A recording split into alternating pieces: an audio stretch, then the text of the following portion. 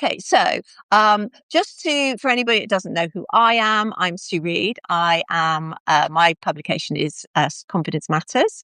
I called it that because I think confidence does matter. It's really important, particularly in the world we live in at the moment.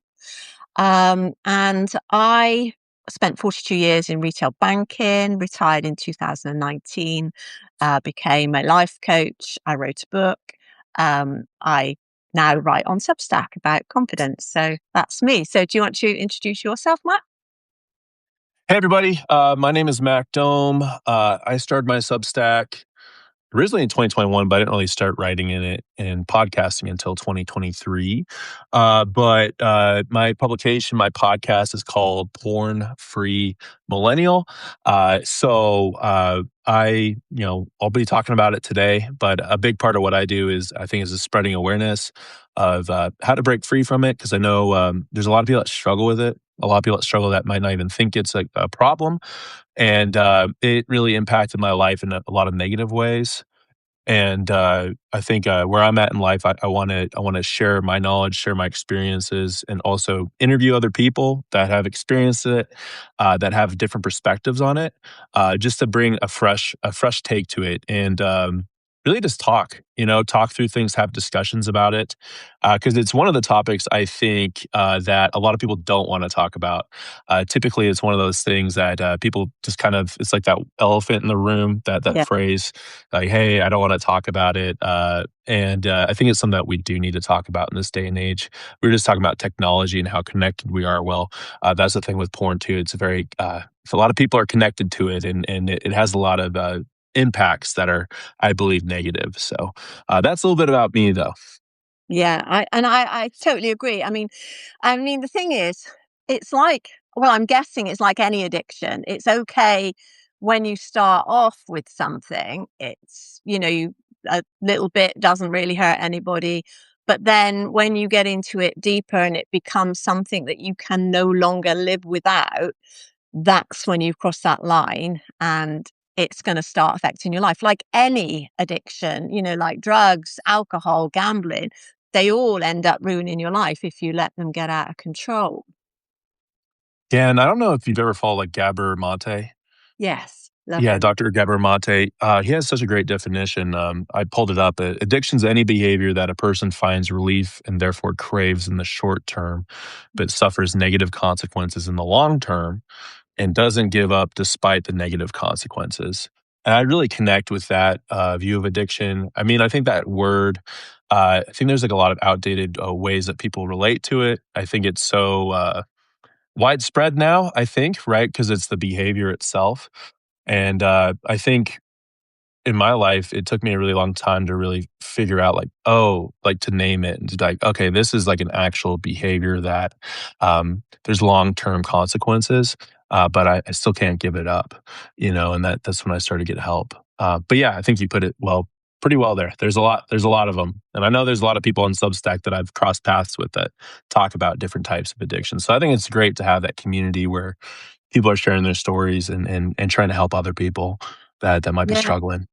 I think so, because I think, with a lot of addictions, you think you're on your own. You think, Right. I'm the only person that is dealing with this, and therefore I need to keep it hidden. It's shameful, especially when it comes to things like porn. You think, well, that is like you said, it's something we don't talk about. And so being a very taboo subject. If we're addicted to it, we're not going to tell anybody. We're going to keep it quiet, and then somebody finds out, and then it starts coming out in the open, and that's when things start to fall apart quickly. So, where did your story start then? Yeah. I mean, I think it started back when I was in the age of 10. Uh, Typically, the average age for at least boys, it's typically between 9 and 12 years old when they're first exposed to it, which is just kind of crazy to think about. And then with girls, it's a little bit older, but it's still below like the legal age, like the minors, right? So typically, when you're first exposed to it, it's when you're a child. But yeah, I just remember it was at a friend's house, dad's office kind of thing. So it's kind of crazy with porn. Probably like other things too, but it's like one person has that experience with it, and then it's almost so nefarious in the way that it kind of spreads to the next person, right? And then you start showing like your friends it, and that's typically I think how it happens in boys circles. I know, just growing up as one is typically something that we talked about. I mean, I went to Catholic school growing up. I'm a Christian, Mhm. raised Catholic, but is this one of those things that I think as a young boy, it's like having your hands on gosh, like the most addictive thing, right? Because Yeah. it's naked women, it's like beautiful. You could pull up like whoever you want. I know back when I grew up, I'm 34. I grew up in the '90s, so it was like a little bit more difficult than it is now. Like now, it's just so accessible, and like Mm. everything's like high definition and produced and all that. But yeah, I just remember it just being in like an office, with my friend, and then it's like I started to try to find it on my own. Every once in a while, I'll be like at friends' houses and stuff like that. But it really, I think the sad thing about it is when you're a kid, you're so curious, right? Yeah. And you don't really know, like deep down that it's not something that you should be looking at, right? But I think that also like causes a little bit of that rush to where you're doing something secretive, you're doing Mm. something, like your parents don't know about it, and you got to hide it. And yeah, it's amazing like how this habit really trains some pretty negative behaviors. I think as you get grow up and to be an adult, which I found out, like lying and hiding things. Gaslighting was a term that I didn't even know what it meant until my ex-wife said, "You're gaslighting me," and I had to look that up and be like, "I am gaslighting you." But it's really interesting because especially as like a Christian man, like it was something that I kind of like put off to like the side, like tried to justify it, or I tried just to Mm. um like hide it from myself, almost like my subconscious, like, hey, like this is Mac, and then this is like that other side of me that is in the darkness, really just getting like feeding my craving. And, Mm. so I'd say, like, it was pretty full blown, like, going from, like, I'd say 10 through, I'd say, like, probably college. There's a lot of times where, gosh, I remember one time I had, like, some pictures, like, in a Wheaties box. And, um, I I I think I burned it or something one time, Like, I was like, "Alright, like, this is it. Like, I don't wanna do this anymore." Even, like, Mm. that age. But when I think about it, right, like, I never really had the talk with my dad. It wasn't like I got caught a few times, but I feel like I never really, like, how I know about it now. Like, I don't have any kids, but, like, when I have a kid, like, I have an idea of, like, how I would talk about it with Yeah. them. But I feel like a lot of parents, especially, like, growing up, uh, really before this age, 2008 and on, where smartphones really got big and social media, I feel like they were just kind of unaware, like, they knew it was around, but, didn't really know, like I think a lot of parents get surprised where they're like, "Oh, like, my kid would never look at porn." I mean, but statistically, I mean, the statistics are pretty wild. I don't have all of them off the top of my head, but it's really high. I mean, I think it was a report I was just looking at. I think it was, like, adults, being asked, like, "Hey, one research sample," this is from PubMed, I pulled up a few things, found 91.5% of men and 60.2% of women consume pornography in the past month. Mm. And I mean, there's so many different studies that give different numbers, but typically, like the majority of adults do like watch pornography. Definitely, it's a lot more with men, but women, it's starting to rise up. And then with teens and stuff too. I mean, it's just it's like an epidemic almost. So it's kind of like one of those things. I'd say like growing up. Um, I later found out in therapy it was kind of a coping mechanism, which is maybe something we can talk about as I kind of talk about getting older. Mm. But I didn't really know it at the time. But typically, it was like I'll just talk about it now. My dad was never abusive or anything. I love my dad, great relationship with him, but he struggled with alcohol at a certain period of Uh, time, mm. and it was like right when I was going into high school, and like kind of I would say until I got like married. Um, and I actually wrote about it on the sober app as like a hunting experience we had where we had a talk, and He quit alcohol after that, which is cool. But basically, I think he was just going through some tough stuff. His dad passed away when he was about my age in eighth grade, and I think there was probably just a lot going on, and I think he was coping with some stuff. And I just remember he played college basketball, and I always wanted to play college basketball like my dad. So I was going into high school, and that was around the time like where he would just drink and he would just kind of like unplug from things. Like it would be like he would just disconnect. And my parents have been married almost 40 years. Super supportive. My dad coached me growing up, and so I think I was used to that kind of attention and that kind of connection from both of my parents, right? And my dad was like my light bringer, like I looked up to him so much. And just to see him in that state and then just to see him so distant, kind of in that really important period of time, like where I was, like you're hitting puberty, you're kind of like, talk about confidence, right? Like it's a funky time, right? And Yeah. I was a really good basketball player, and I think I was like I pinned a lot of like my confidence or my belief in myself or like my self-worth and like my relationship with my dad a lot. And when he was distant from me, I just remember that I would like get home from school or practice and I'd like want to talk to him and he'd just be drunk on the Mm. chair. And I just still remember it now. It was like a sinking feeling, in my chest. And I would just come right downstairs and I would just, fire up fire up the desktop, which, that took a while to fire up and.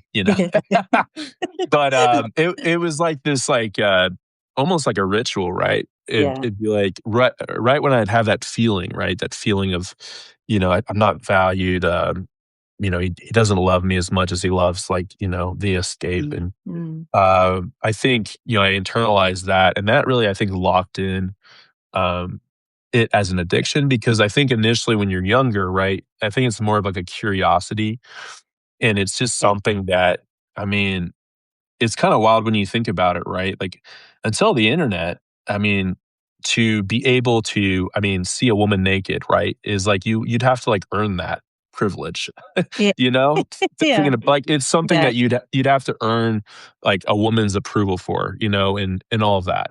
Or, like, if you wanted to, like, pay for it, you'd go to, like, and I've never been to one, but you'd go to, like, a strip club or you'd Yeah. pay for and so it was a lot more, like, friction to that stuff, right? Like, if you were gonna try to do something sneaky like porn, back before the internet, it was just such a different time. Mm. And, I think for me, like, it was a curiosity of being able to, like, find this stuff, and then I think as I got older, I don't know, I just think culturally, in the US, like, there's everything's so sexualized, like, all the movies, culture, it's like it's grooming you to be a consumer of sex, Yeah. uh, and I just feel like I was, like, a product of that time, growing up was just, like, I didn't really question it too much, like, I knew still it was a bad thing, like, growing up, like, Christian, like, I knew that there was a morality to it, uh, that wasn't there. There was no morality to it, and, so I guess, what I'm trying to say is it kinda locked in, I think, in that period of time, like, when I was in high school, going into college, just because I think it started to be like a blanket, like a warm blanket for me, some Yeah. comfort, Yeah. whenever I had those feelings, and then, uh, I wanted to add a few more things. It was really interesting. It didn't come to me until, it was like a few years ago in therapy that in 2nd grade, I thought I was going to hell, for, I was looking at gonna mention pornography. that actually being, Christian and Catholic Yeah. schools as well, you would burn in hell if this came out, wouldn't you? Yeah, well, that's how I internalized it. I think you talk to Christians, like, I'm a Christian, it's like, no, no, like, there's a process for, repenting and all that. But as a 2nd grader, I just remembered I internalized it being like, oh, wow, like what's the point in, stopping if I'm already done, if I'm already toast, Yeah. if I'm already going down there, like, what's the point? And I think that's a part of, that's a part of like addiction. I think that's a part of bad habits, right? It's like a justification to say, hey, I'm already like 2 feet in, might as well just jump in the water, and swim around in the porn pool. So, I think I had that shame too. And it was just like that secret habit that I had. And, Mm. when I was thinking about this podcast, I was thinking too is, I didn't really have like any long term relationships until I was in college. I think it was my junior year was like when I had like my first like serious relationship. Yeah. And when I look back on it with, with women, it was just kind of like, I don't know if I had like the confidence. Like I had a lot of confidence. Like I was like really into sports. I was like really good at sports, and there was a lot of confidence there. But I just think with girls, it was just, yeah, I think porn like affected like my how I looked at them, how I saw them, like how I approached them. Um, and I think in college too, the same thing. Like just kind of chasing after girls, playing sports. That was kind of like what I was doing. Of course, studying a little bit. Um, but it just embedded itself in my life. And there was times like where yeah, like I would just like, all right, I'm done. I'm not doing it again. Right. But I didn't have any kind of education about it. I didn't have really any mentorship. I wasn't really connected with the church. I think that's another thing with porn, like at least for me and a lot of guys is, yeah, as a Christian, it pushes you away from God. Like it kind of pushes you away because you have that shame and you don't want to talk about it. You don't even like want to ask for forgiveness. You're just like, I'm a terrible person. Like, how could I ever look at this stuff? And it kind of forces you to like push yourself away. And really, like I found that that's helped be like the antidote to it is more connection, it's more talking about things. And I think just like looking back, growing up. I just it was kinda like I just didn't have any guidance, I didn't have any guardrails. Mm. So a lot of the stuff is like I was just kinda doing it alone, and I think that's like what you were talking about earlier with addictions, it's people feel like they're alone. And I think Yeah. it's typically is just because, like, you don't really have, like, the language to talk about it. You don't really have the confidence to talk about it because you feel like, "Hey, if I bring this up, people are gonna Mm. judge me or Mm. they're not gonna love me." Like, how could that's kinda how I felt when I was married was just like, how could she love me, you know? How could she respect me? It's all these, like, things in your head that you're telling yourself where really, if you're honest about it, you're just like, "Hey, I'm struggling with this. This is something I've Mm. struggled with since I was 10." You'd be surprised at, like, the kinda love that you get and, like, the support, and still people be like, "Hey, like, that's it's not the best choice for yourself, and it might affect other people too, right?" But, the people that love you and that support you, they're gonna be there. That's what I've at least found out in my life, and being in recovery groups and, things like that is, that's a huge part of it. So I guess that's a little bit of my story. I'd say, like growing up, and then going into like high school and into college, uh, pretty much, I remember gosh, I just remember one time it was like I feel like I was doing it like 7 times a day. Like it was crazy, A you lot. know. It was a lot of times, like it was. Surprised you didn't wear yourself out. I know, right? But I think when you're younger too, like when you're like a high school kid, I mean, Yeah. it's like there's like jet fuel in there, right? And Yeah. it's that sex drive and all Full that of stuff. sports as well, yeah. Yeah, so it's kinda like in a way, I think with porn, it's like as a young boy or something, you kind of feel like, "Oh, well, this is like my outlet for like my sexual urges." Yeah. Um, but it ends up being like a trap. And you end up getting pretty emotionally stunted, I'd say like sexually, all that stuff you get stunted, you stay in one spot. Mm. Where really it's like if you have that out of your life, and you have that education about it as a young man, young woman, I think it helps, promote, more healthy relationships, a more healthy view of yourself, treating yourself with dignity, treating others with dignity. Mm. But yeah, so that's like kind of the backstory there of like younger me. Yeah. Yeah, so a couple of things came up for me. So Yeah. with your dad, um, do you think if he hadn't have had the problem with the alcohol and you had remained able to, interact with him when you came home from school, would do you think it would have become a problem for you, or would it have just stayed on the looking at it because 'cause I'm a curious young boy sort of thing? Yeah, that's a great question. I don't know if it would have got as embedded. I think Mm. I still at the time was just so like curious about it and but yeah, I do think so because I think as I found out later in life, it was like that negative self-belief that's like really where it's started to root, and it took me a while to figure that out, and it really helped me, I think, understand myself more. But that's a great question. I think it probably would have been there, but I think, it probably wouldn't have got as embedded in my life, Mm, because that's what I found with porn. Typically, it's not really, at least I think for a lot of people, it's not like, "Oh, I just, like, wanna watch like, look at naked women all the time." It's more of, it's like it replaced something, like, it replaced some kind of good habit that, and that's like what I try to teach is like, it's not like you quit something, it's you replace it with a good habit. So I think porn kind of filled that void for me for a bit to where, really probably where I should have gone to church and been more like in my faith and connected. That's like where porn filled that spot. And it also would fill that spot like if things came up like in my past marriage or things like that where I just felt like I wasn't valued, where I felt like I didn't have a lot of value.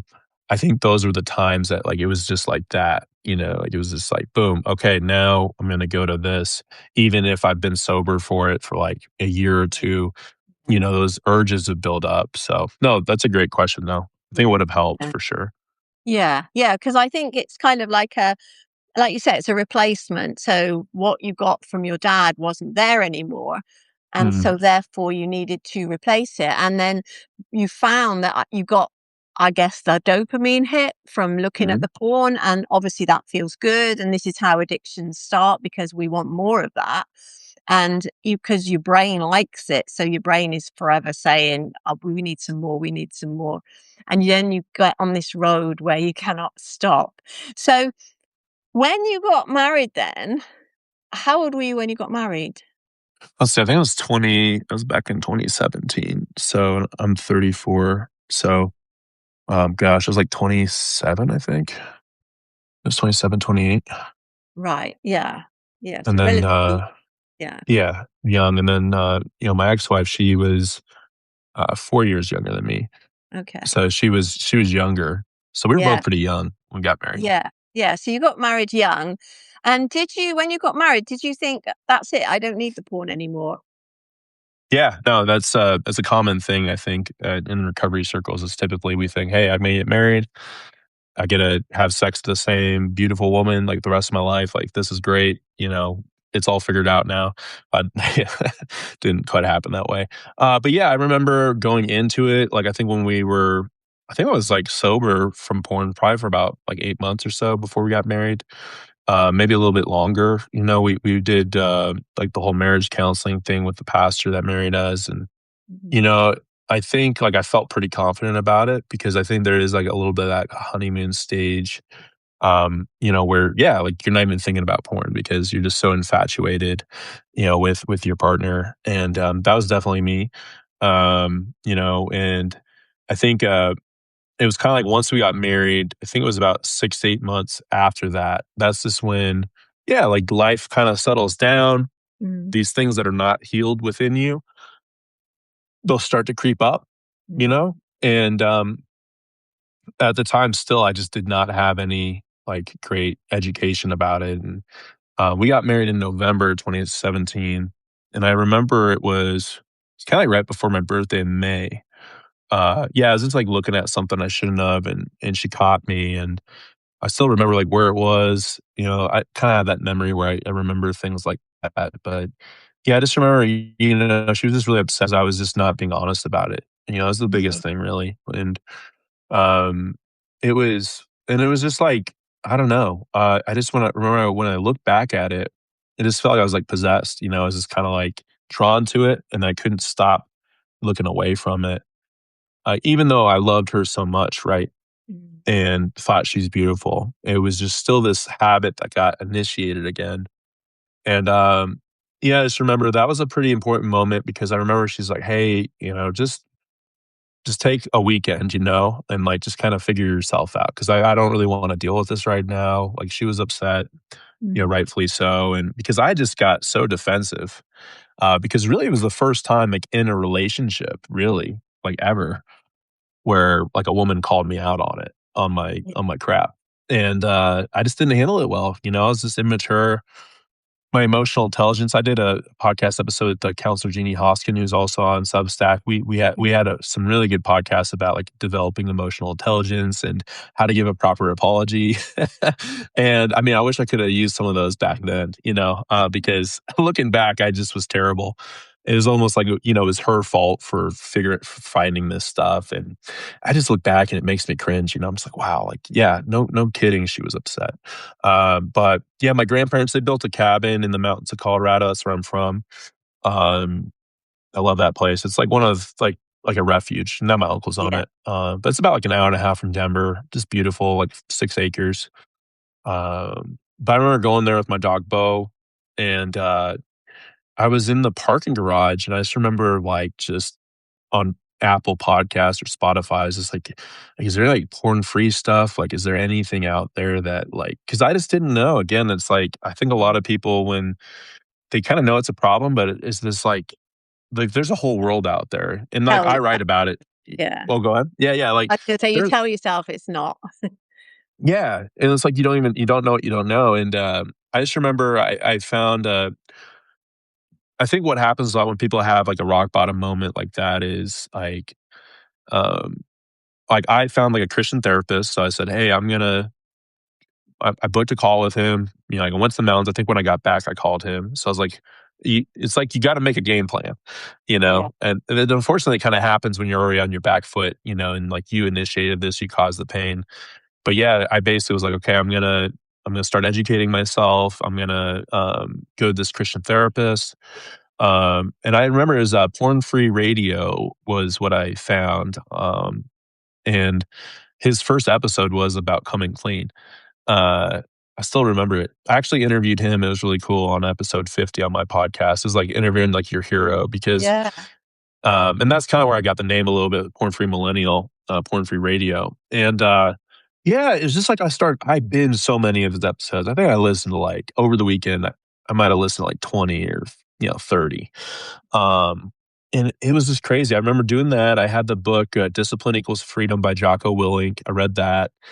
And then I brought my fly fishing stuff because there's really nice fly fishing there. And so I just basically fished, like hung out with my dog. I read while I was fishing. I was listening to this podcast. And that was like really where I'd say like my recovery began, was back in May 2018, was when I really started to be like, oh, okay, like, wow, like this is, yeah, like this is relatable to me, Mm. what this guy's talking about and how it like affected his marriage and, all these things. Like I was just open to it, I wasn't fighting it because I knew I messed up. Like I knew, I was in the wrong. I think sometimes that happens. I think with guys a lot is sometimes we just need to take a seat, like take a step back, take a breath. And so I think that's a good thing. That's what we talked about, Jeannie and I, in our apology podcast. Of Yeah. like create a little space. Like, you can create some space, and I think that space was a good thing because I think when I came back, yeah, like I was able to get back into recovery that way, and yeah, like I'd say like my relapses definitely started to like really decrease in frequency as I started recovery. And yeah, but it was still a tough process. Like I remember with my initial therapist, we were doing like a trauma timeline, and I think that's kind of started to chip away a little bit of like what was deep down inside of me, which it ended up coming out a little later with a different therapist. But yeah, I just remembered that's like when I started to learn about it. I started to actually like look at everything completely differently. Like, hey, I'm gonna like put my phone in a different room when I go to bed, or hey, I'm going to spend less time on my phone, or hey, if I'm feeling a certain way, I've got to be able to check it in with somebody. And so that's like really what started to help. And I know Matt, he does coaching.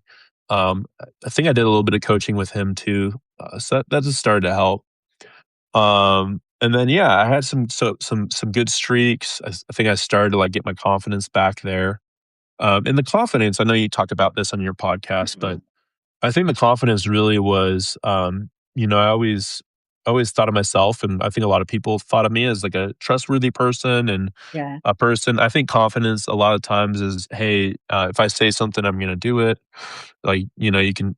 when I shake your like, when you shake my hand and I make eye contact with you, like, that's like like, we're making like, I'm making you a promise, basically. Yeah. Yeah. And I always thought about it like I'm showing you like I'm shaking your hand. I'm saying, "Hey, I'm a trustworthy person. I'm a good person. You know, I'll have your back or whatever. I'm a man of integrity." But you know, when it really hit me, you know, was when I saw her hurt. You know, and I Yeah. was just like, "I'm not a man of integrity. Like I'm a lie. Like I lied about this, and you know, I'm looking at other women where I should be, you know, maintaining my promises that I made to my wife."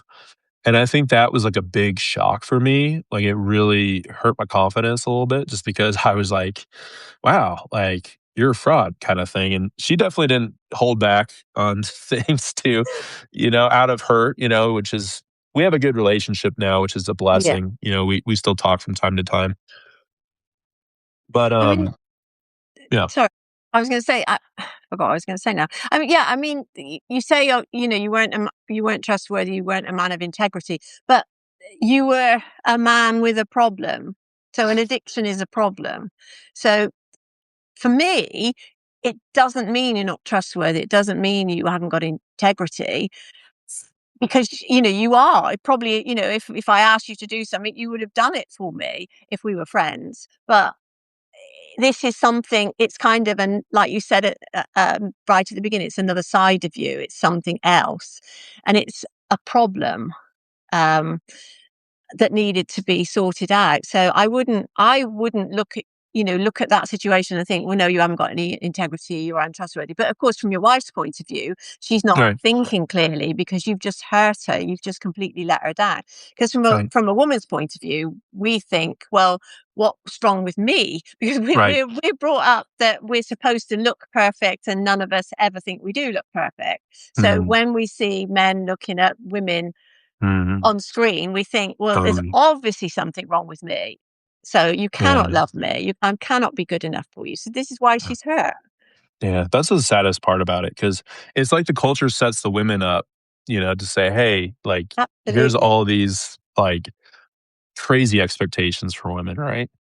And Yeah. then with men, it's like they're getting hooked on porn. So then Yeah. it's like this completely it's like a powder cake, I think, and I think that's why I personally think a lot of the divorces have porn related to them, I think. I mean, I went through divorce after 5 years, but I just think it's kinda crazy. I was just thinking about that. It's like women are, like, pushed to these crazy expectations, and Yeah. it's never good enough, and then men are, like, hooked to look at these unrealistic depictions of what sex is or what people are. I mean, a lot of it's, like, edited to make everyone like, you know, there's no wrinkles or whatever, and we can Exactly. get all the crazy stuff too, just about, like, how it's always, like, really young girls, like, young women, there's a lot of sex trafficking involved, there's a lot of really criminal things that go on in the I read your industry. article on sex trafficking. I said something Yeah, that what you wrote, you put in quote marks, because you're talking about the sex trafficking business, $170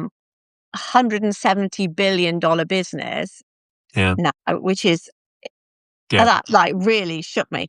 And you wrote, you can only sell a drug once, but a person can be sold again and again. And that's so scary because that now it's going to take over from drugs, isn't it? Because like you say, this is something that there's a never ending supply that can be used over and over again. It's scary.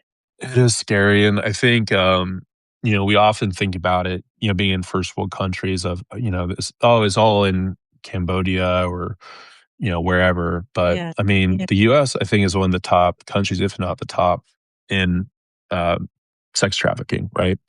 And Colorado, my home state's in the top 10, which I was writing about because I was at a local Yeah. thing with my church, and Yeah. Yeah. it was just like, wow, like, that's just so sad, and I think with porn, it's, you know, porn's like a pipeline to it. It's like the top of the funnel that it really primes men, I think. Men are it's typically white men like me, like my age, you know. They're saying it is typically white males in their 40s that are married, which is kinda that's sad. But that's typically like the marketplace. Wow. But it, because, you know, we were talking about earlier, I think I was saying like 91.5% of men have consumed in the past month or whatever statistic is in that it's above 70% at least. Uh, and eventually, it's not every man. Like for me, I wasn't. I think there's differences between sex addiction and porn addiction. I Mhm. think porn's more of like an inward thing. Sex addiction is more of like an outward. I never really Right. had that when it came to things. Like I never like paid for sex or anything like that, or went to strip clubs. It was more of like I was just content to just stay in my room and do that. But Yeah. I would say though that's not everybody. And like you were talking about the dopamine rush, some people they need more than that. Like I need more than just looking at a screen. Now I need to actually do it with somebody. And then some people are like, well, I want to do it with younger women, Mm. and you see it politically with the whole Epstein files and all Oh, that stuff. yeah, yeah. It's just like I think what happens is like there's a power dynamic there. I think that's a porn thing too, is like there's a power dynamic to where you feel like you're in control and whoever's on the screen, like they're doing it for you. Like they don't have any pushback. They don't have any feelings. They're just objects. And I think that same thing happens with sex trafficking, right? Is people are seen as objects. They're sold as objects. They're dehumanized, right? They're looked at Mhm. as like a product. So I think porn, like it grooms our culture, not just the U.S. or UK, but really worldwide because it's a worldwide thing. Mm. I think it grooms people to see other people like objects. So I'm not surprised, even though it's shocking, that human trafficking is like the number one growing criminal industry. Um, but yeah, so I don't know, I don't know where we started with that, but It needs yeah, to, well, it needs to come out in the open, doesn't it? It needs yeah, like yeah, so, articles like yours because I had no idea. And I yeah, kind of had never, because I've never really thought about it or talked about it. And I'm probably like, I don't know, 80% of the society that um I knew what porn was. I know what a porn addiction is. I know what sex trafficking is. And I know that, it is rife. I didn't know quite how rife, but I've right, never kind of connected like the funnel, as you call it. I've never connected the dots that if you start, especially if you're a young person, boy or girl, looking at sex on the internet, and then you end up in one of these chat rooms, and then you'll think you're talking to somebody the same age as you, and you're not. You're talking to a 40, 50-year-old bloke somewhere. right, right. And you go down this road of, you don't know where you're going to end up. And your children, I've got a grandson. He's upstairs now. He's 11, and I think he's highly intelligent. He's a sensitive, quiet little boy. What's he doing in his room? I have no idea what he's doing up in his room. I don't Sure. know who he's talking to. I know his mum looks at his history and checks it Good. out. That's good. Yeah, she's very responsible in that way. But you just don't know. You don't know what children are doing, and we're giving them access to a whole world, aren't we? Just on their screen. Yeah, yeah, you bring up so many good points, and, I think that's it that's, like, the difference, I think, with porn addiction or the relation with it than so many other things, right? Because I think, like, with alcohol, if your 11-year-old grandson was drinking alcohol, I you probably would know. Yeah. you'd know about it, you'd smell it or and, as an 11-year-old, it's Yeah. you'd, like, be like, "This is like a crisis." If you saw like an 11-year-old drinking, Yeah. whiskey, you'd be like, we gotta have an intervention. We need to figure out how did this happen, and root it out. Mm. Or like, and I don't want to keep using your 11-year-old grandson, but if he was doing some kind of like drug or something, right? Like you would know, Yeah. or gambling or Or gamble, whatever. Like actually. Have it's no money left. tangible. Yeah, Yeah. yeah, it's tangible, like, you could see it, but with porn, you don't know because, only unless you're checking someone's phone and people can still delete things, like, Yeah. it's so different because I think if you treated porn the same way as, like, alcohol, right? Because again, with my example, like, any parent would be, like, deeply concerned. I think that is missing with parents, even today with porn, because it's like they don't quite see it as so dangerous because it's not like all these other things that we consider like those are addictions. Like alcohol is an addiction, or you can be addicted to drugs or gambling. But porn, like, no, porn's not addictive, which is not true.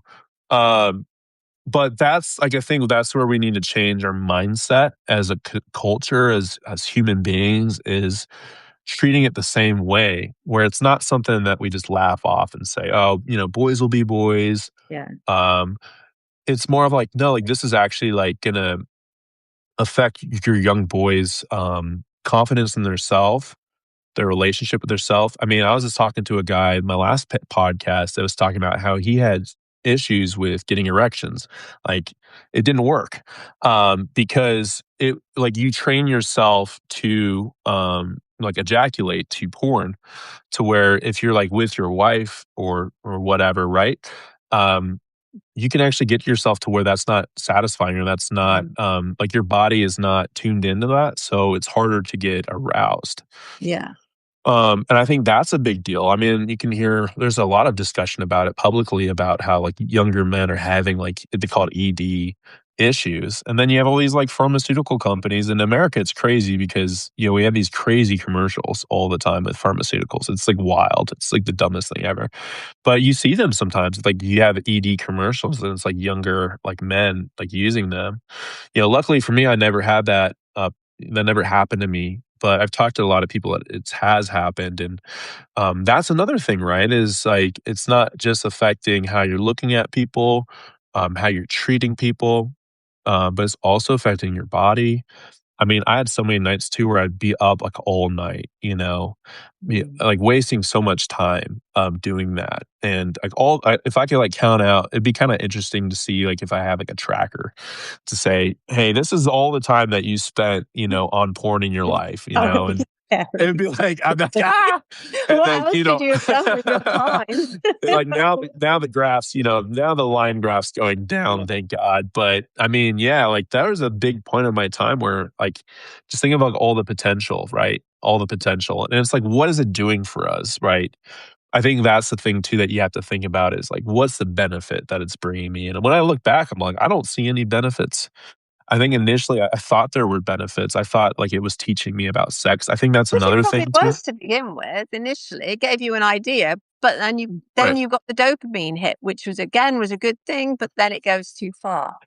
But that's the thing too, Sue, is I think a lot of kids grow up thinking that that's like what sex is.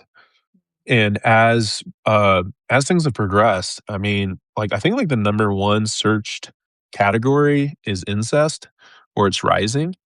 Like incest, like basically think of like any kind of like thing that you look at like that's crazy, like that's awful, like that's debauchery. Those are like the top categories when you go to like a porn site, you know? It's not like, hey, like two people that are in love, that have been married for whatever years. No, it's always just something. Typically, it's like one out of eight. Like pornos are typically depicting something violent. Choking is a big thing. Mm. And it's always from the male's point of view.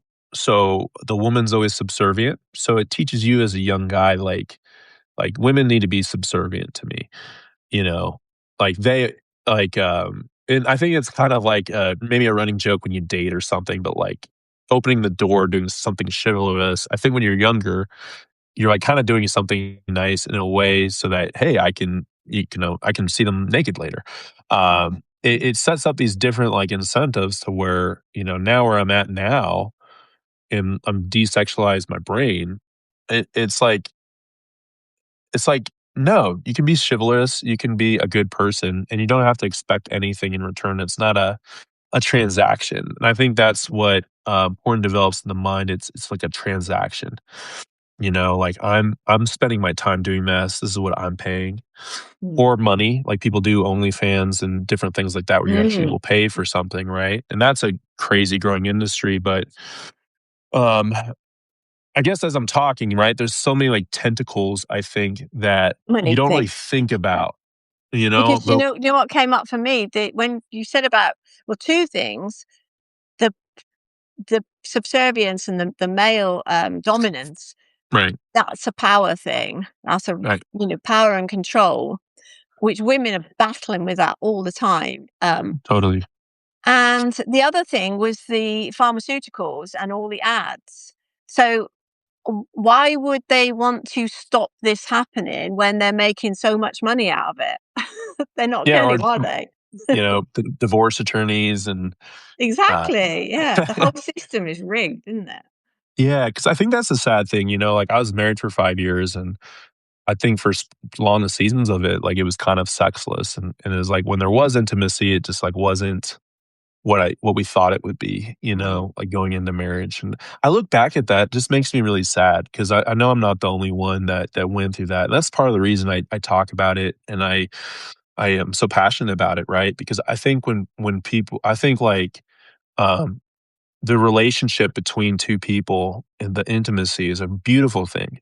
Like it's the best, like when it's with love, Yeah. with trust, like there's nothing better, it's the best thing, right? And just to see something like that, where people are struggling with it, and it makes me kind of angry. Um, Not Mm. like at anybody, but just like, like this is like we're missing out on something Shouldn't, here in yeah, it shouldn't lives. be like this. The whole You point, shouldn't live well, your life like as a that. Christian man, the whole point of marriage is two people come together. The idea is to procreate, but to share that love for eternity if you can. Yeah. Um, but that it's just being ruined. It's being ruined. Yeah, and it's hard to do that when multiple people are in the bedroom, right? So yeah, I exactly. I think and it's a weird thing too, and maybe let me throw this by you. Tell me if this Hmm. makes sense. But one time it was the weirdest thing. I was like in a sauna at the gym, and this guy I started to talk to like another Christian guy because we went to this is like a thin red line thing Yeah, for our yeah. church. And I'm like, oh, we were talking, and somehow it came up, how most conversations with random people happen for me. I'm like, hey, I have a podcast that talks about porn. And there was a guy in the sauna that just got like really like agitated and like really defensive. And he made some kind of argument, kind of like, well, people who watch violent movies, like they're not gonna go out and like shoot somebody and whatever. And like porn doesn't like have any like really effect. Like I feel like I'm training myself for the bedroom and all this stuff. And this analogy that came up in my head, I'm like, well, when you're watching porn, like those are actually two people typically. Like there's different types, like animate or whatever, but really, right? It's actually two people like doing the thing. Like Yeah, it's real life. That would be like if you're watching like a violent movie and you're actually watching somebody shoot somebody. Like the actor just shot the other actor and they're dead. Like yeah, that's the same like level of like I just watched somebody die watching a violent movie. That would affect you in a deeper way than if people were just acting. Now, mm, people talk about porn as like, yeah, they get to production, they're acting, but they're still doing it. Like they're still actually physically doing the thing. And then that's what makes it like hook into us and I think our souls in such a different way to where, I mean, like you could be like on Twitter's notorious for this, but like all the wars going on, like you could be scrolling through, you could see something like that happen and it just affects you differently, right? mm, Like if you watched a movie, it's like, hey, it's a movie. Like that yeah, actor's fine. But if you actually see something like that in real life, and you see it at a young age, like 10 or 9 or 11, whatever, it affects you deeply, and I think a mhm. lot deeper than people think. And so I think I don't know if that analogy made sense to you, but Definitely, yeah, yeah. And what I mean, it was a bit weird. The bloke in the sauna saying, "I'm." What did he say? I'm training for the bedroom. yeah, I'm You're just like, training for the bed. That's the weirdest thing. You like, don't- so you train to if you choke love people? Like I somebody, you don't don't. have to train. Right. Yeah. Yeah. Exactly. And to add on to my analogy, right? Let's just say you're watching a violent movie, someone shoots, Yeah, you have a gun in your hand and you're shooting too, yeah, right? yeah, Which, yeah, like because that's like what, porn is in a way, right? You're kind of following through with it. It'd be the same thing if you watch someone actually get shot on TV and then like you're shooting a gun at like a target. I yeah, kind of think like that's like when you think about it that way, it's like, wow, like that's who would do that, right? But mhm, that's what porn does because it's so normalized and there's lack of education and how it deeply affects us. But that's an example for me, I think, hopefully kind of makes sense to the audience. But when you think about it that way, it's like, okay, it becomes a lot more serious to where it's like, okay, like, this is actually something I should get some help on and figure out in my life. And that's like, I guess, like maybe circling back to the story, that's like what I started to do. And I'll kind of just give a high level of just the marriage, but yeah, like there was a lot of good times, right? It wasn't all like I wasn't like watching porn every day. Like it was like I was able to have some longer streaks of sobriety in my Yeah. marriage, and establish more confidence. And there were some really good seasons where things would heal, and then something would happen, and Yeah. I'd have a relapse. And I remember there was sometimes like where I handled it still poorly, and that was bad. But then there was other times. I remember one time she was out of town, and I was just like watching something on Netflix, right? And I wasn't looking for anything, but there was like a nude scene, and I think like when you're addicted to porn, it's kind of like Yeah. you might skip through it, but then you're thinking about it like the whole time, and then eventually you just go back to it and you look at it, and that's what I did. But I remember like when she got back, I told her right away, and I said, "Hey, this is what I did. This is what happened. I should have just skipped through the scene." And she actually like handled that pretty well. Still disappointed, but was just like, "Hey, I'm thank you for telling me that." So there was growth, but I think what happened was kind of crazy was we saved up and we bought our first house, which was as a millennial is like it's like we felt like I was like, wow, like I can't believe we're doing this. Yeah. We moved closer where she grew up in Colorado Springs area, which Mm. is like an hour and a half south. We were kind of in Denver, and that was closer to my family and friends and some of her family and friends. But kind of what happened though was I was going to Bible study regularly. I was like felt so on fire for God and Christ, and then I was going to this Christian therapist, and we were just about to get to EDMR therapy, which I'm not sure. Do you know what EDMR therapy is? Is that that's not the rapid eye movement, no? Yeah, it's a rapid eye Yeah, movement. It's yeah, eye movement that's right, yeah, yeah. desensitization and reprocessing. So it's basically like you're getting therapy and you're like following the therapist's fingers, and it's like your eye movements like unlocking new neural pathways Mm, mm, because of the ways your eyes are connected to your brain, which yeah, is just fascinating, right? yeah. Um, but I remember the therapist, it was like right before I moved, was like, "Hey, I think we should try this." And it's crazy because I ended up moving, right? And it just got harder and harder to make the sessions because it was like a 3-hour round trip, right? Yeah.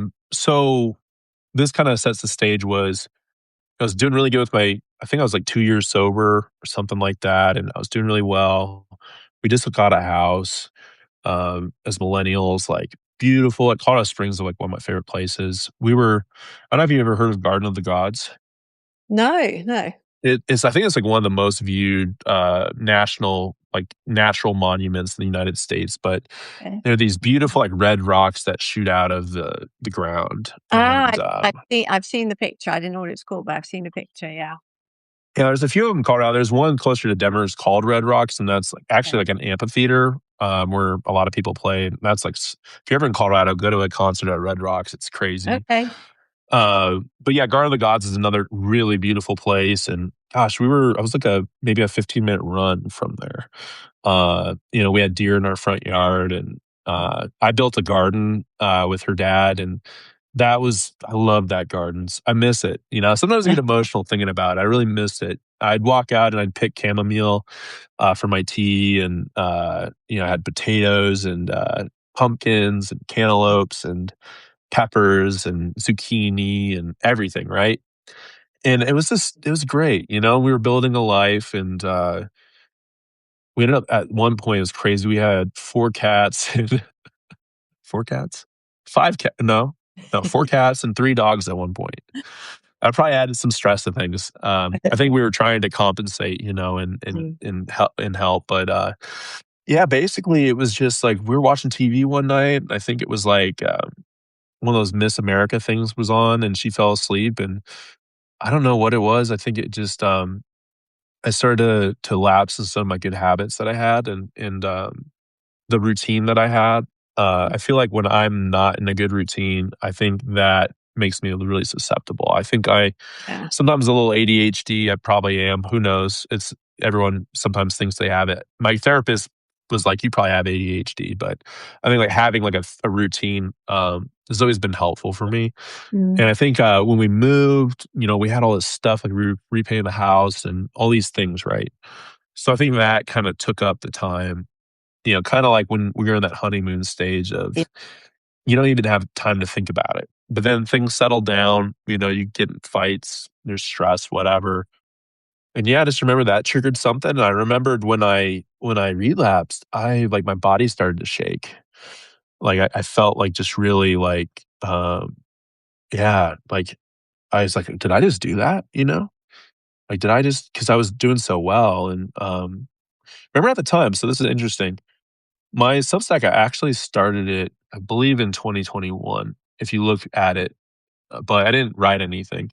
It's kinda crazy. I look back at my articles and I created it, because I was doing well and I was talking to guys in the church group about it.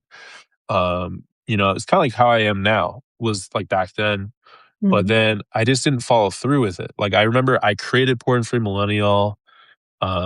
I was, like, getting ready to do my first article and, like, I had my podcast, and then I relapsed, and that was just like a hit, like it hit me in the gut. And I just remembered, I think I talked about it the last podcast I had, but it was kind of like I just tried to bury the yard like a dead body. I'm just like, only me and God will know. Like she'll never know. Like I'm gonna bury it like in the yard. This relapse that I had, and that ended up not being a good idea. It was kind of crazy because I think it was that night we had a crazy storm. It was like God was like pissed at me, I think. That's kinda how I thought. I was just like, "This is awful," and I think she had COVID at the time, Mm. and I kinda just used those as justifications to not talk about it because basically, an cottonwood tree broke in half and almost hit our house Wow. from our neighbor. So I woke up, there's this giant tree in our backyard, There's and then she had lots of COVID. message there for you, isn't there? I know, yeah, there's a lot. It's very poetic. I was just like, Yeah. "Wow." And, so basically, I was just like, I'm just not gonna bring it up. And then I had this bachelor party where I was like the best man for, and ended up just being the place I shouldn't have been. It was an international thing. I've never been to South America before. I was really excited. I was very naive, I think, going into this trip. Um, and yeah, there was like prostitutes and stuff. Like I never, got involved with it, but they were definitely in our presence.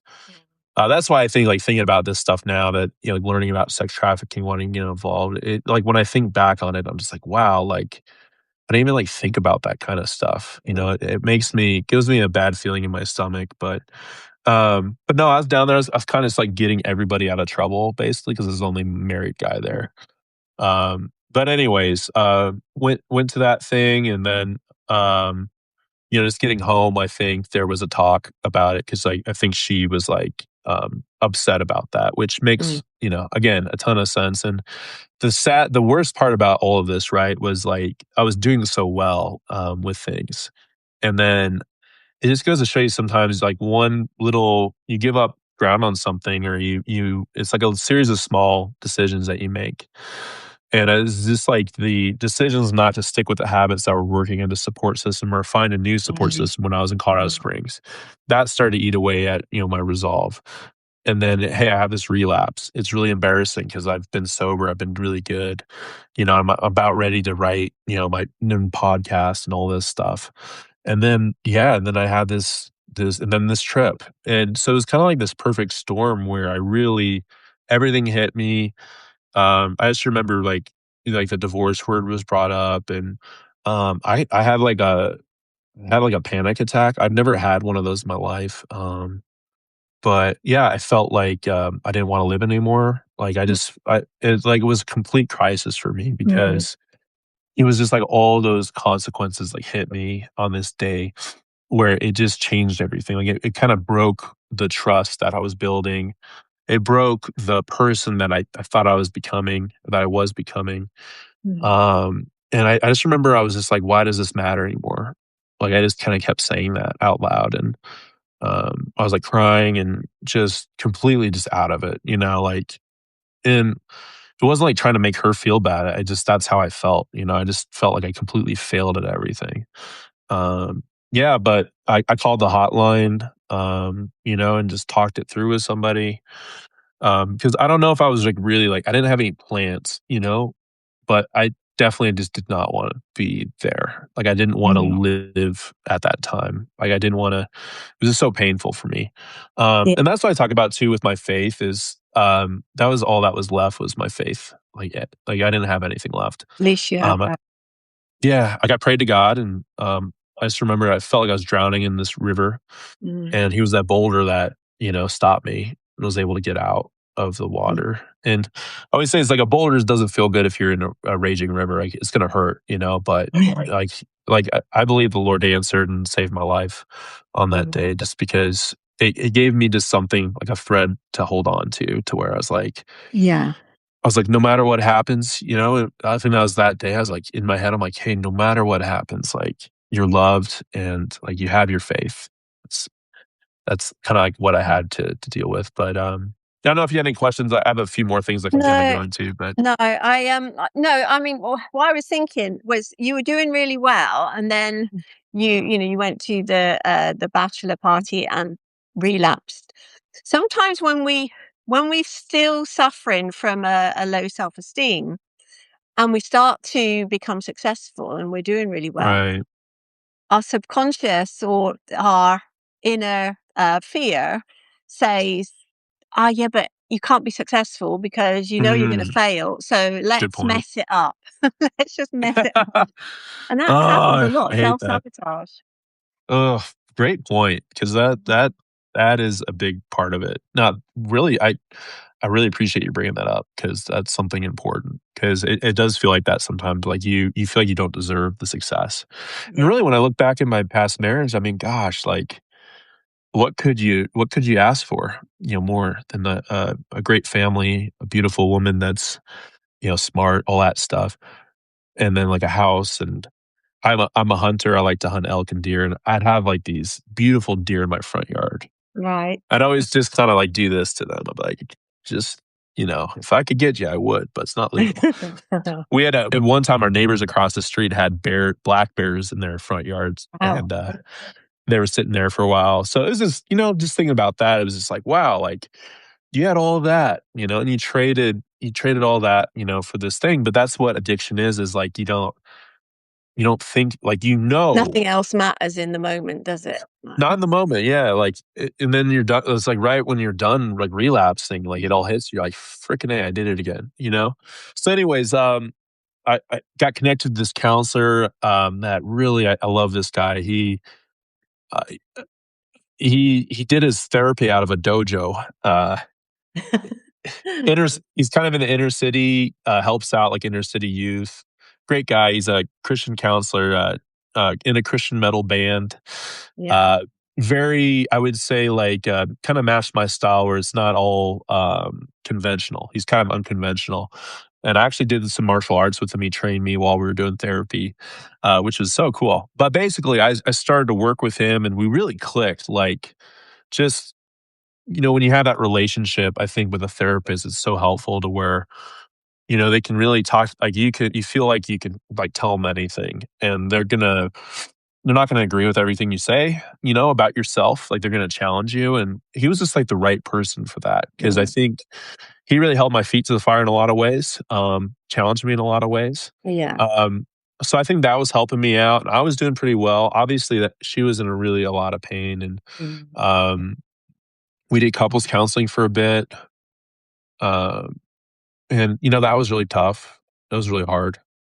Um, I mm. think then she kinda started to go to her own and all this stuff, and I don't wanna talk too much personally about her, you know, No, no. out of respect, but Yeah. it was kinda like we were trying to figure it out, and then we were having conversations at home. And I think what I learned too is something important is I think women just heal differently, especially when it comes to porn. It's a different kind of, healing than what I might do as a guy to where, "Hey, like, I'm on the right track," and that's kind of what I felt like I got back on the right track again, and I was like, it really was like a wake up call for me, you know, like it got me back on track, and I was just trying to do everything that I could. I felt like just to mend things, and at a certain point, I feel like I started to become kind of like a doormat, to where it's almost like I gave up too much. Right. Like Yeah. I kind of like didn't have any dignity left because I was just like so desperate just to be like, can we get something back to normal? But Mm.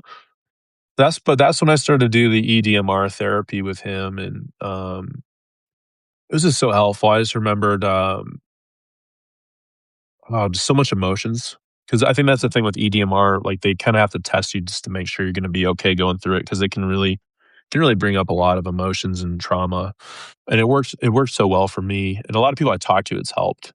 But basically, it kind of just stemmed back to that with my dad and the drinking. And Mm. you know, Adam told me, he's like, he brought up the term light bringer. He's like, your dad was your light bringer. Like he brought that light into the world. Like and then that started to dim, and then, hey, now I'm in the dark, you know, and I don't know where to go. Mm. And I think that that really kind of unlocked a lot of things. You know, it never justifies the behavior, right? Like you have to take accountability for what you do. Yeah. Yeah. But it helped me build more of a knowledge and like a education of understanding myself more, and understanding that there was some hurt there as a child that never really got healed.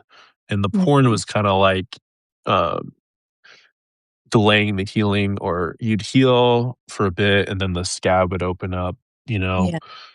instead of like letting it scar over and being okay that it's a scar, you know, to say, hey, like this is a scar. It's going to be on me for the rest of my life. Like for the rest of my Yeah. life, I think Yeah. I have to be on the ball with, you know, how I regulate myself. Mm. Because it's But just I think hardware, you doing know? what you're doing is probably helping you as well as Yeah. other people. Now, really need to finish off because I've got a grandson that wants to eat. Hey, right on. Um, so he's probably eating his fingers at the minute. But I would love to do another live with you because I Yeah. think so much more we could talk about. One thing I just wanted to finish off with is I had a look at your about page and it is absolutely brilliant. The amount of things you do to help people. So I genuinely recommend anybody listening to this who does have an issue and wants to get a handle on it, to have a look at your about page and get in touch with you for sure, because I think the work you're doing is so valuable. Yeah, yeah, we'll have to do a part 2, because that was kinda Definitely. like we ended on, like, a little bit of the not the sad note, but I think, yeah, just to share with everybody, right, like, yeah, I've been writing about this for close to 3 years now, and, you know, really, I picked up my Substack after the divorce was finalized. It finalized in March, and I started to write and podcast in May. Right now, I'm in a room, but, it might be something interesting to talk about next time we talk. Is I do the RV life thing. Okay. So I yeah, I'm at my parents now just for the holidays, and probably get on the road in a month or so. But yeah, like I travel in my RV. I've got my Starlink, and I work, you know, like a corporate 9 to 5 job. Uh, but that's kind of when I really, and maybe that's what we can talk about next time. Is, you know, that's what I started. I kind of understood, like, okay, I just lived through this stuff, right? And I know other people are living through this. Yeah. And I know that there's ways that you can heal, and that you can break free of this, and that you can live a different life. And I want to talk about it, and I want to talk to others about it. And so I really appreciate you having me on and allowing me to share this part of the story. No, it's been fascinating. It's really interesting. I've loved it. So yeah, so I think we need to continue. We need to have chapter 2 within the next few weeks so that Yeah. we can carry on with what came next. Oh, Um, yeah. Yeah. It's a whole other world. A lot better, I'd say. The grass is greener, Yeah, for sure. But yeah. definitely. Definitely. Well, thank you so much. And thank you, everybody that's here and everybody that watches the replay. And yeah, give us your comments. Tell us what you think. Thank you very much, Matt. I will see you soon. Take Thanks, care. Sue. Bye, Bye, everybody. everybody.